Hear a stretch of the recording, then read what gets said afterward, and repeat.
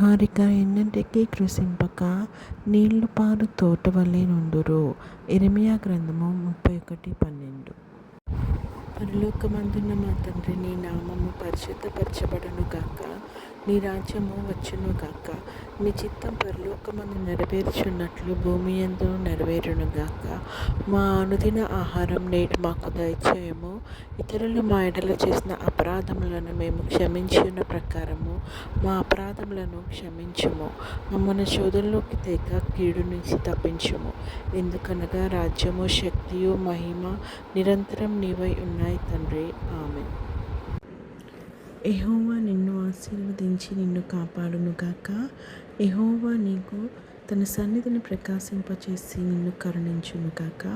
యెహోవా నీ మీద తన సన్నిధి కాంతి ఉదయింపచేసి నీకు సమాధానం కలుగజేయునుగాక. ఆమేన్.